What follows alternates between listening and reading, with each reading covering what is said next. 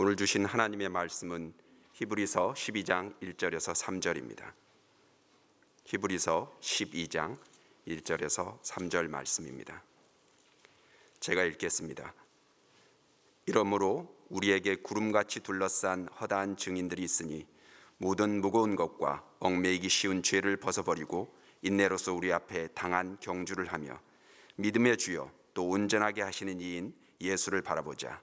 그는 그 앞에 있는 기쁨을 위하여 십자가를 참으사 부끄러움을 개의치 아니하시더니 하나님 보좌 우편에 앉으셨느니라. 너희가 피곤하여 낙심하지 않기 위하여 죄인들이 이같이 자기에게 거역한 일을 참으신 일을 생각하라. 아멘. 삶이 고단할수록 더욱 간절해지는 분, 그분은 예수입니다. 사람이 무엇을 바라보는가가 매우 중요하지요. 아무리 지쳤어도 희망이 있으면 다 견뎌낼 수 있는 겁니다. 그리고 삶을 얼마든지 역전할 수 있습니다. 우리는 영원히 썩지 않고 쇠하지 않는 것들을 바라볼 수 있어야 합니다. 그러지 않으면 우리가 가진 소망은 산 소망이 아니라 죽은 소망이 됩니다. 수도 없는 굴복을 경험해야 되는 겁니다. 제 아무리 든든한 것이어도 세월이 흐르고 상황이 바뀌면 순식간에 아침 안개처럼 변하는 것이 이 세상 일들입니다. 우리나라는 근 50여 년간 눈부신 발전을 해왔습니다. 특히 K문화는 지구촌을 충분히 달굴 만큼 역량을 키웠습니다. 하지만 그 이면에는 정말 부끄럽게도 자살률 세계 1위를 수년간 지속하고 있습니다. 겉모습과 다른 거죠. 화려한 그 이면은 공허한 사회가 되었음을 증명하는 겁니다. 게다가 낙태 매일 3,000명씩, 이혼율 하루 평균 3,000쌍씩, 출산율은 이제 몇 년 안 있으면 0.5%대로 떨어진다 합니다. 그러니까 두 집 걸로 한 집은 아이가 없는 겁니다. 건강하지 않은 사회입니다. 골병 들어 있습니다. 구석구석이. 정상적이지 않아요. 왜 이런 일이 생기는 겁니까? 만족할 수 없는 것들을 바라보고 살아온 겁니다. 시대 등불이어야 될 1천만 그리스도인들, 그리고 전국에 산재해 있는 6만 개의 교회들, 그리고 밤마다 수없이 빛나는 예배당의 십자가가 참으로 무색해지지 않습니까? 도대체 우리는 뭐 하고 있는 걸까요? 나는 도대체 어떻게 목회를 했길래 우리 세인교회는 영적 생활에 너무 허술한 것은 아닌가? 이 수백 명의 교인들이 원주 구석구석에 흩어져서 살아가는데, 세상을 주도하는 사람들인데, 바닷물은 4%의 염분만 가지고도 수없이 흘러들어오는 그 무수한 오염된 그것들을 다 스스로 정화하는 능력을 가지고 있는데, 도대체 나 황 목사는, 그리고 이 1천만의 그리스도인들은 도대체 어디를 바라보고 있는 것일까? 주님, 한 해를 마감하는 이 시점에 우리 모두가 예수님께로 그 마음이 돌아가게 하옵소서. 예수님이 아니면 아무리 승승장구하는 인생을 살아도 생의 어느 한 시점에 반드시 좌절하게 되어 있습니다. 반면에 예수님이면, 진짜를 붙들고 있으면 넘어져도 일어나는 겁니다. 지금 울고 있는 것 같은데 반드시 웃게 되는 성적표를 받아들게 되는 겁니다. 십자가에서 죽으신 예수님은 거꾸로 지지 않았잖아요. 십자가에 달렸지만 그분은 죽지 않으시잖아요. 사흘 만에 살아나셔서 만유의 그리스도와 주가 되심을 드러내는 거 보십시오. 그 예수를 우리가 믿습니다. 그 예수를 날마다 고백하고 살아갑니다. 그 예수가 여러분 속에 있습니다. 그 예수가 여러분 전체 삶에 오늘도 영향을 미치고 있습니다. 그 예수는 어떤 분이십니까? 죄의 속함을 주십니다. 인간의 고통은 타락에서 시작됐잖아요. 아담의 실패 이후에 모든 인간은 죄악에 눌려서 지냅니다. 어느 누구도 그 죄의 세력을 꺾어낼 수가 없습니다. 지식으로 됩니까? 지성인들이 윤리적으로 다 완벽합니까? 오히려 그 배운 것들이 죄악을 저지르는 일에 그 똑똑한 재능들이, 지식들이 오히려 교묘한 죄악을 저지르는데 선두주자가 됩니다. 돌을 닦아도 안 됩니다. 끊임없이 죄악의 욕망이 올라와서 내 몸을 사로잡습니다. 어쩔 수 없이 우리는 또 죄악에 내 인생을 내줍니다. 욕망이 시키는 대로 우리는 살아갑니다. 결과는 늘 비참했습니다. 내 인생은 공허했습니다. 그리고 스스로 패배감에 스스로 작아지는 모습을 경험합니다. 요한복음 8장에 가늠하다 잡힌 여인이 등장합니다. 싸나운 남성들이 이 여자를 끌고서 예수 앞으로 데려왔습니다. 정말 끔찍한 순간입니다. 이 여인은 어쩌다가 한번 저질러서 잘못해서 끌려온 게 아닙니다. 습관적으로 그 죄악에 잡혀서 살던 여인입니다. 평소에 행실이 곱지 않은 이 여인을 눈여겨본 사람들이 그렇게 다루어도 충분하다, 그럴 만한 여자다, 이렇게 해서 심하게 지금 다루고 있는 겁니다. 그런데 정말 감사하지요. 정말 다행스러운 일은 이 여인이 다른 데 끌려간 게 아니라 예수님께 끌려왔다는 겁니다. 만약에 윤리를 논하는 사람들, 법 집행을 하는 재판장들이나 아니면 경건의 모양을 자랑하는 제사장들, 이런 사람들 앞에 끌려가 보십시오. 돌에 맞기도 전에 인격 살인 당합니다. 온갖 멸시처언대 속에 돌 맞아 그 자리에서 즉사하게 됩니다. 그런데 예수님은 이 여인을 보호하셨습니다. 언제나 죄인의 울타리는 예수님이신 줄로 믿습니다. 언제나 실패감에 눈물 속에 쓰러져가는 사람들을 그 손 잡아주는 분은 언제나 예수셨습니다. 너희 중에 누구든지 죄 없는 자가 먼저 돌을 들어라. 나도 너를 정죄하지 않으니 다시는 가서 죄를 범하지 말아라. 다시금 기회를 주는, 그렇게 인생을 끝내기엔 너에게 주어진 하나님의 아름다운 영광의 생애가 너무 아깝다. 다시금 기회를. 그것이 죄 사함의 은혜였던 겁니다. 죽을 죄악에서, 더러운 죄악에서, 그리고 그 심판에서 건져내시는 분 예수셨습니다. 예수님이 십자가에 달리셨을 때 그 한편의 강도가 예수님을 바라보았습니다. 주여, 당신의 나라가 임할 때에 나를 생각해 주십시오. 온 세상이 다 죄로 풀에 타들어갈 때 주님, 우리 가족을 기억해 주십시오. 여호수아 군대가 여리고로 진입합니다.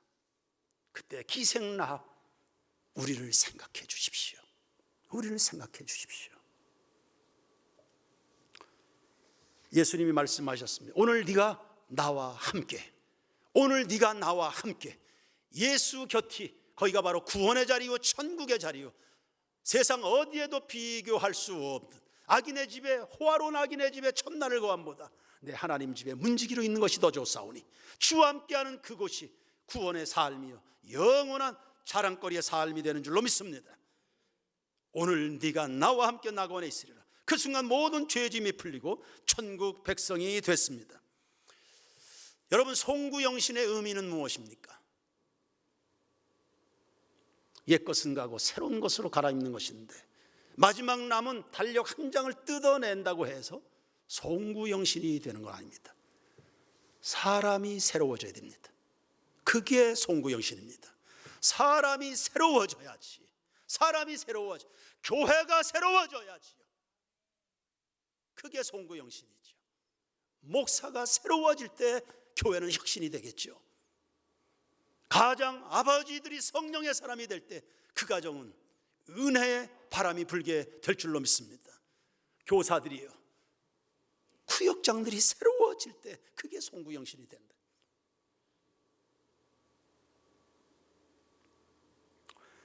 풀지 못한 숙제를 그대로 안고는 송구영신은 없습니다. 여전히 끊어내질 못하는 어둠의 습관들을 그거 끌어내야 되죠. 그 부끄럽지요. 그러나 부끄럽지만 그것 때문에 늘 죄책감에 시달리기도 하지만 그 모습 그대로 주님을 바라보는 겁니다. 넝마 같은 인생도 좋습니다. 예수 앞에 나오는 이 연말을 지나면서 모든 성도들이 그 정직한 예수의 십자가 앞에 다 무릎을 꿇고 그분 앞에 나오셔서 다 새로워지는, 거룩하여지는, 성결하여지는 하나님의 나라가 여러분의 속사람에서부터 임하게 되는 그런 은혜 누리기를 축원합니다. 율법 앞에 나가면 심판입니다. 도덕이나 윤리 앞에 서면 다 패배자가 됩니다. 그러나 예수님 앞에 서면 다 승리자가 되는 겁니다. 두 번째, 질병에서 벗어나야 송구영신이 될 겁니다. 아담 이후에 인간은 다 병들었네요. 영혼이 병들고 몸이 병들고 삶이 사회가 역사가 다 병들었습니다. 지금 진행되는 대통령 선거판 보십시오. 정상이 아니잖아요. 도대체 뭐에 그렇게 홀려서 다 병든 사람들이 날마다 우리 앞에 보여주는 참 슬픈 광경들입니다. 다 병든 사람들이지. 저 병든 사람들이, 그 병든 사람들이 나라를 좌지우지하고 있으니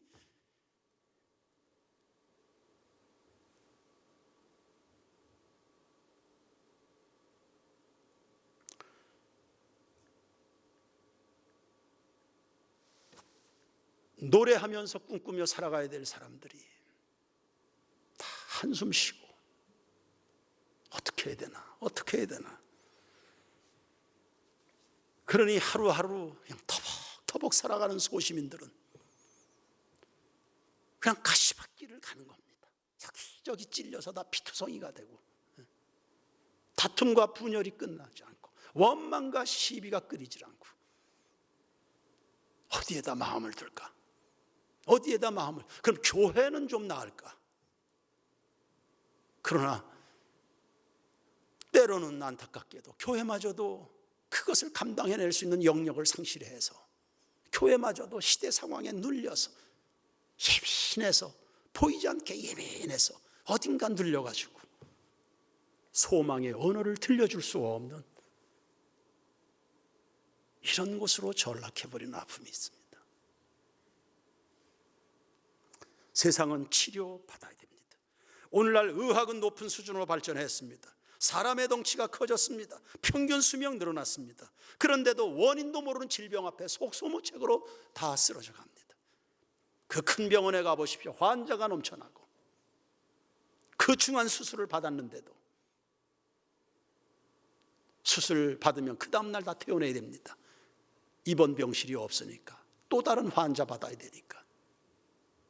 누가 우리를 건져내 줍니까? 출애굽기 15장 26절에 나는 너희를 치료하는 여호와라, 여호와 라파. 또 한 주간을 출발하는 송구영신을 지나는 새인교회 성도 여러분, 날마다 여러분에게, 여러분 스스로에게, 여러분이 살아갈, 여러분이 직면해야 될 세상 사회 속에 선포하십시오. 여호와 라파 선포하십시오. 모든 어두움의 권세와 죄악의 질병들이 다 떠나가게 하시고 우리로 하여금 눈물나게 좌절하게 만드는 질병이 다 물러가게 될 것이고 영육간의 강건함으로 일어나는 여러분의 삶이 될 줄로 믿습니다. 마태복음 8장에 예수님이 가버나움을 방문했습니다. 한 백부장이 예수님께 달려나왔습니다. 예수님을 바라본 겁니다. 내 하인이 중풍병으로 몹시 괴로워합니다. 그래? 그럼 내가 가서 고쳐줄게. 아니요, 무슨 말씀이십니까? 오실 필요 없습니다. 모시기까지 합니까? 그냥 말씀만 하옵소서. 내 집에 하인이 나을 줄로 믿습니다. 나도 남의 수하 있는 사람이고 내 밑에도 부하들이 있습니다. 이대로 가라 하면 가고 오라면 옵니다. 만왕의 왕이신 당신이 말씀만 하시면 치유될 줄로 믿습니다. 예수님이 감탄하셨습니다. 이스라엘 어디에도 이런 믿음을 본 적이 없는데, 어디에서도 이런 믿음 본 적이 없는데 세인교회 이런 믿음이 있구나. 할렐루야. 네 믿음대로 될지어다. 그 집안이 질병에서 구원을 받게 됐는 줄로 믿습니다. 믿음의 주여 온전케 하시는 예수를 하지 않습니다. 모든 비정상을 정상으로 바꿔내시는 믿음의 주여 온전케 하시는 예수를 바라보시라니. 2000년 전에 그 예수님은 그 말씀하심으로 병자를 치유하신 그분, 오늘 여러분의 인생에도 살아계신 줄로 믿습니다. 몇 년 전이었습니다. 한 부부가 저희 교회에 등록했습니다. 오래도록 예수님을 떠나 살던 사람들이었습니다. 몸과 마음이 다 병들었죠. 그런 겁니다. 예수님을 떠나면 다 그렇게 되는 겁니다. 그분 빛이신데 빛으로부터 떠나간, 그분 불이신데 불로부터 떠나가면 어둡고 차가운 인생 되는 거죠. 예수님을 멀리 떠나 오래도록 방황했습니다. 부인은 술에, 남편은 노름에 잡혔습니다. 사람은 본질적으로 체험받아야 살아가는 건데 그 본질이신 예수로 체험받는 게 없으니까 그 무엇인가라도 그가 갈망을 하기 시작했는데 그렇게 손댄 게 술과 노름입니다. 영혼이 다 피폐해졌습니다. 두 사람 다 아주 싸납게 다 예민해서 서로 죽일 듯 들붙어서 싸웠습니다. 그렇게 싸우기를 밥 먹듯 했습니다. 부인이 그러다가 희한한 병이 걸렸죠. 눈물샘이 말라버리는 그런 병입니다. 여러분, 울 수 있다는 것 축복입니다. 울 수 있다는 거 살아있는 겁니다. 눈물이 흐르지 않나요? 그 병이 악화되면 몸의 장기를 다 파손한답니다. 그러니까 예사로운 병이 아닙니다. 그걸 10여 년 동안 그 병이 있었습니다. 그러다가 교회에 돌아왔죠. 그동안 잃어버린 인생의 시간들만큼이나 하나님 앞에 매달리고 사모하고 그렇게 기도하고 그러던 어느 금요 기도회 때였습니다. 찬양하고 기도하는 중에 눈물이 터진 겁니다. 성령께서 역사하신 거죠. 은혜를 더 깊이 깨닫게 되었습니다. 하나님을 알게 됐습니다. 느끼게 됐습니다. 역시 내가 돌아갈 고향 주님의 품밖에 없다. 은혜 받기 시작합니다. 내 몸이 살았습니다. 영혼이 삽니다. 부부관계가 삽니다. 가정이 삽니다. 이제는 그 두 사람 다 주의 종이 돼서 남들에게 복음을 전하는 행복으로 살아가고 있습니다. 누가 이 가정을, 누가 이 사람을, 이 병든 사회를, 이 병든 나라를 누가 치유하는 겁니까? 여러분, 오직 예수 그리스도만이 역사를 살리고 사회를 치유하는 우리의 구원자가 되는 것을 믿습니다. 세 번째, 환난에서 벗어나야 송구영신이 됩니다. 마태복음 8장 23절 이하를 보시면 예수님이 갈릴리 호수를 이제 지나가시는데 워낙 하루 사역에 피곤해서 이제 배에서 잠을 주무셨습니다. 그때 제자들끼리 노를 젓고 가다가 감당할 수 없는 풍랑을 만나게 됐습니다. 배가 파손될 지경에 떨어졌는데 그래도 이 제자들이 본인들의 힘으로 뭔가 해보려고 과거에 했던 일들이니까 그 정도야 우스운 일이니까요. 풍랑 한두 번 만납니까? 노 젓는 거 한두 번 해봅니까? 자기들 할 수 있으니까 한번 자기들 힘으로 한번 해보겠다고 길을 쓰다가 항복했습니다. 도저히 안 되고 이제는 죽음이 목전까지 왔을 때 그때 비로소 예수님을 찾은 겁니다. 깨웠죠. 주여, 우리가 죽게 된 것을 돌아보지 아니하십니까? 주여, 우리가 죽게 생긴 것을 돌아보지 않습니까? 주님, 우리의 아이들이 죽어나가는 것을 돌아보지 않습니까? 주님, 이 시대의 영혼들이 죽어나가는 것 돌아보지 않으십니까? 아버지, 이 시대에 죽어나가는 이 대한민국을 돌아보지 않으시는 겁니까?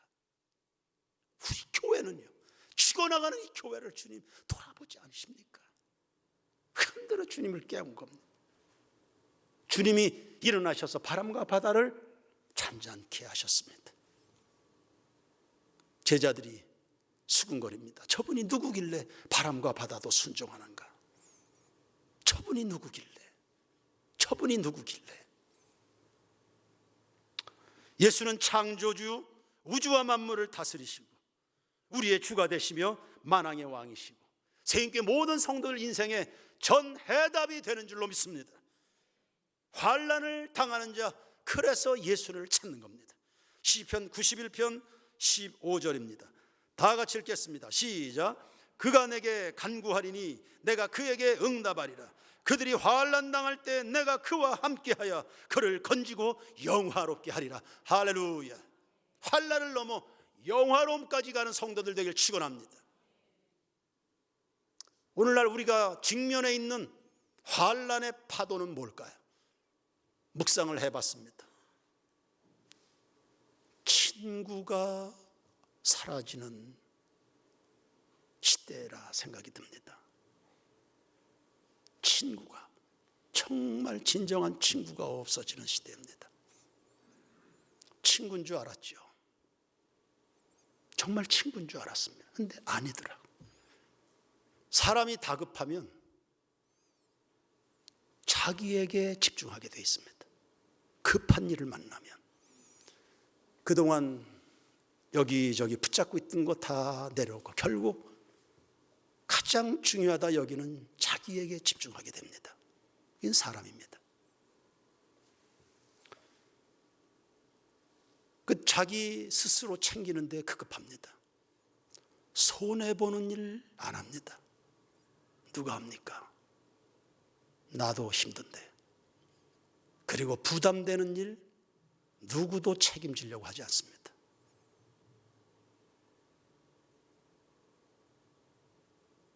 친구인 줄 알았는데 친구가 점점 사라지는 시대입니다. 이럴 때에 예수보다 더 좋은 친구 없네.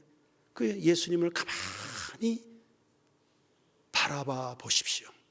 예수님을 가만히 들여다 보십시오. 예수님은 그러지 않으셨습니다. 예수님은 그 급한데도 그분 잘 묵상해 보면 그런 순간에 어떤 선택과 어떤 결정을 해야 되는지를 그분이 다 보여주셨습니다.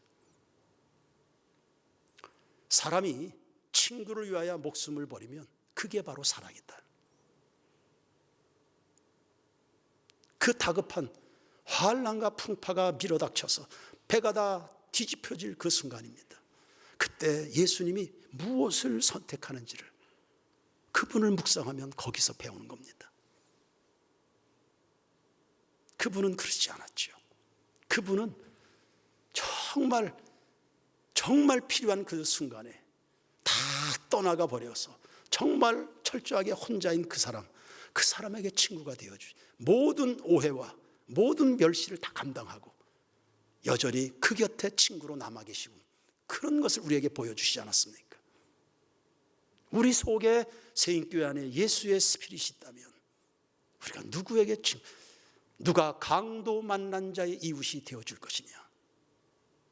누가 네 이웃이라 생각하느냐? 친구가 사라지는, 그래서 외로움이 온 세상을 뒤덮어가는 이 시대입니다.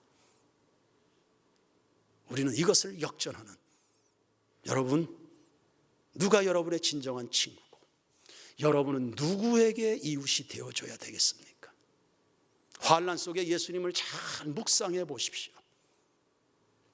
친구가 보일 겁니다. 정말 내가 함께 해줘야 될 친구가 보일 겁니다. 내가 마음을 나누고 내 마음이 가고 내 손이 가야 되는 친구가 보일 겁니다. 그리고 그 환난 풍파 앞에서 예수 그리스도로 단순해져서 진실로 내가 성장해가는 것도 배우게 될 겁니다. 그래서 예수님을 계속 묵상해 보십시오. 그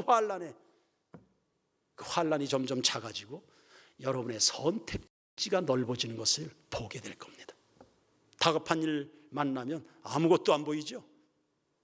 당황하다가 헛발질하고 낭떠러지로 떨어지고 그러는 겁니다. 그때 길이 되시는 예수님을 묵상해 보십시오. 잔잔히 들여다 보십시오. 길이 보이고 친구가 보이고 구원의 동아줄이 보이게 되는 겁니다. 그 주님으로 역전하는 겁니다. 네 번째, 예수님은 구원을 주시는 분이십니다. 영원한 생명입니다. 이 세상에 영원히 붙잡을 것이 있든가요? 대부분의 사람들은 다 썩어질 것만 쥐고 있다가 어느 날 갑자기 세상을 떠날 때 하나도 가지고 갈 수 없구나를 그때 뒤늦게 깨닫게 되는 겁니다. 그리고 붙잡고 살아왔던 그것이 내 죽음을 대신해 줄 수 없다는 것도 알게 됩니다. 그러니 사람은 누구나 정말 외롭고 두려운 순간에 직면하게 됩니다. 그러나 이때도 우리에게는 희망이 있으니 예수 그리스도십니다. 나는 부활이요 생명이니 나를 믿는 자는 죽어도 살 것이고 무릇 살아서 나를 믿는 자는 영원히 죽지 아니하라. 할렐루야.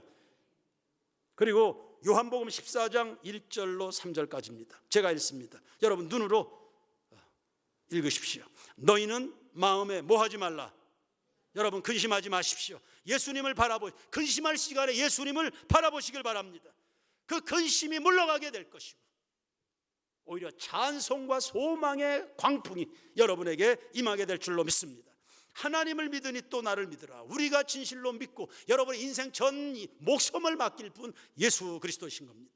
내 아버지 집에 거할 곳이 많도다. 여러분 외롭지 마십시오. 우리가 기댈 곳 피난처 울타리 보금자리가 많다고 말씀하네요. 예수님에게는 길이 많아요. 선택지가 많습니다. 골라서 먹을 수 있고 골라서 마실 수 있고 골라서 누릴 수 있습니다. 주님에게는 모자람이 없는 주님의 품 아닙니다. 내 아버지 집에 거할 것이 많도다. 그렇지 않으면 너희에게 일렀으리라. 내가 너희를 위하여 거처를 예비하러 너희를 위하여 그 다음에도 또 나와요. 너희를 위하여 주님은 여러분 생각밖에 없습니다. 그러니 그분의 말씀, 그분의 내민 손길 그거 무한하게 만들지 마십시오. 주님은 여러분 생각, 여러분을 위한 생각밖에 없습니다. 오늘 이 순간 여러분 복으로 말씀하시고 이끄시고 상황을 다 주관하시는 하나님이심을 믿으시길 바랍니다. 너희를 위하여 거처를 예비하러 가노니 이번 한 주간도 다 예비되어 있습니다. 세인교회 역사에 서 있는 동안 우리가 받아 누릴 축복과 영광과 권세 다 예비되어 있는 줄로 믿습니다. 가서 너희를 위하여 거처를 예비하면 내가 다시 와서 너희를 내게로 나 같은 것을 영접해 주신다는. 원장로님도 방금 기도했지만 그냥 하나님 앞에 부끄럽고 그냥 부끄러운 것뿐인데 우리 같은 것이 뭐 한 것이 있다고 우리 같은 것을 영접해 주시나. 나 있는 곳에 너희도 있게 하리라. 인생 최고의 결론입니다. 주님 곁에 머무는 겁니다. 여러분 예수님을 참으로 믿는 자들은 영원히 썩지도 않고 멸망하지도 않는 생명의 나라가 준비되어 있습니다. 죽음이 여러분에게 다가와서 심장이 멈춥니까? 혈맥이 식어집니까? 숨이 목에 탁탁 걸리는 그 결정적인 순간이 옵니까? 그때 여러분을 구원해 주실 분은 예수님 하나님의 아들이십니다.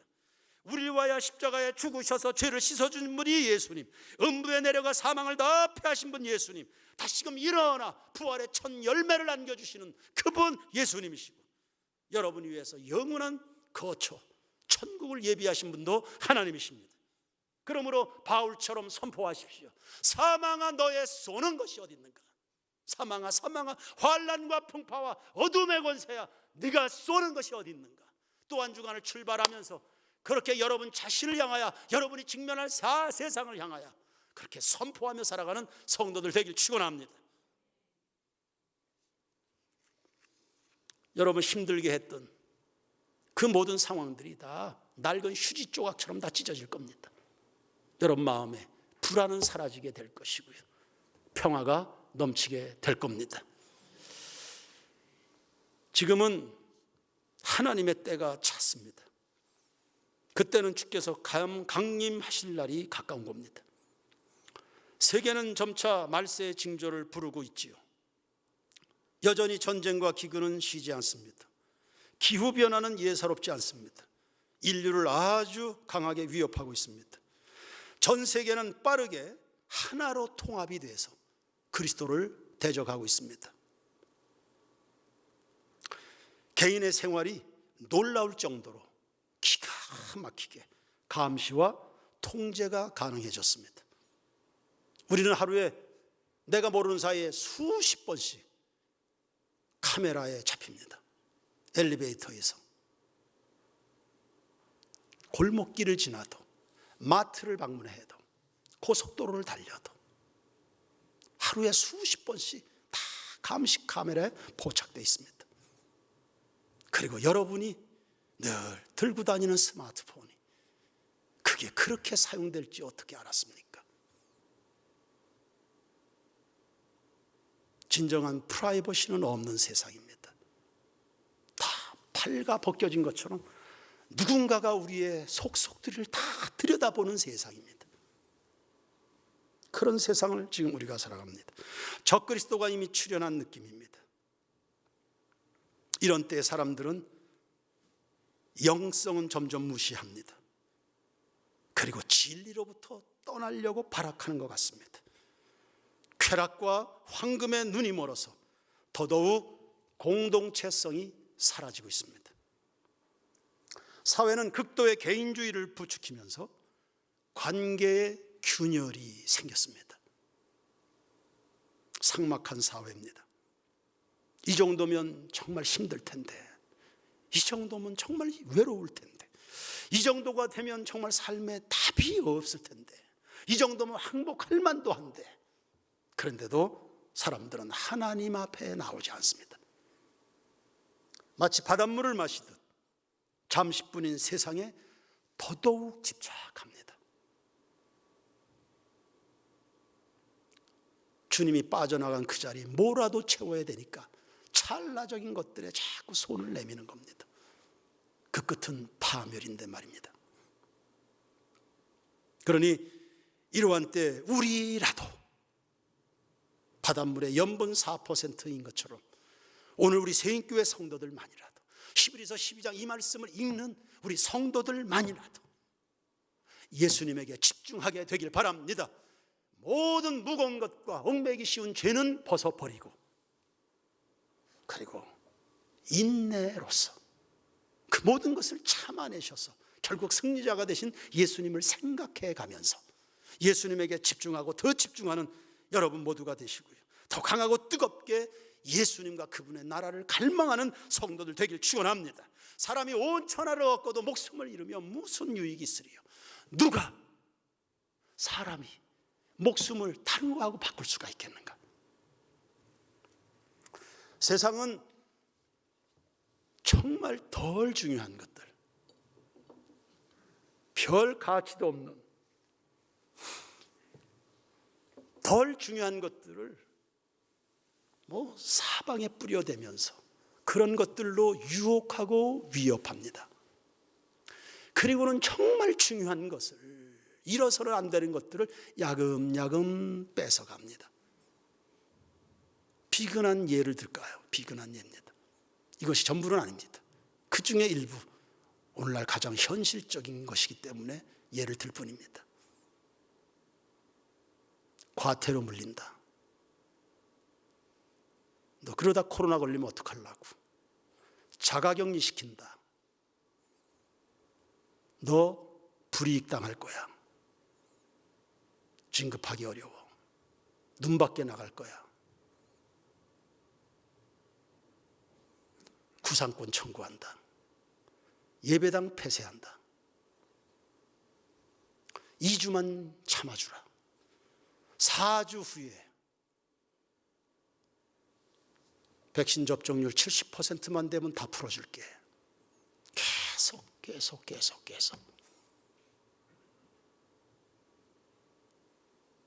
그러는 사이에 야금야금 그 소중한 영적인 생명들을 무수하게 도둑 맞았습니다. 에서는 장자 명분, 그 중요한 장자 명분, 그냥 덜 중요한 팥죽 한 그릇을 선택했습니다. 지금까지 후회합니다. 야곱은 덜 중요한 팥죽 소채 다 가져가라. 가장 중요한 그 한 가지 장자 명분, 난 그거면 충분하다. 예수님이 비유로 말씀했습니다. 천국은 아주 값진 보화를 발견한 사람과 같으니 그것을 발견하고 난 뒤에 가서 있는 모든 것을 팔아서 그 값진 보화를 산다 했습니다. 우리에게 정말로 중요한 것은 무엇입니까? 성도들은, 지혜롭고 분별력 있고 하나님 앞에 살아있는 성도들은 덜 중요한 것 다 내주고 가장 중요한 한 가지를 선택할 수 있는 사람들입니다. 여러분에게 묻습니다. 우리가 평생토록 잃어서는 안 될 그분은 누구십니까? 큰 소리로 하십시오. 우리가 정말 뺏겨서는 안 될 분이 누구십니까? 우리가 잃어버려서 안 될 분이 누구십니까? 내 목숨 바쳐 지켜야 될 그분의 이름은 누굽니까? 할렐루야. 이 말세태에 우리의 삶을 온전케 하시는 그 예수요, 그 예수에 붙들려 평생을 아름답고 명예스럽게 살아갈 수 있는 후회 없는 인생을 살아가는 우리 새인께 모든 교우들 되기를 주의 이름으로 축원합니다. 축원합니다.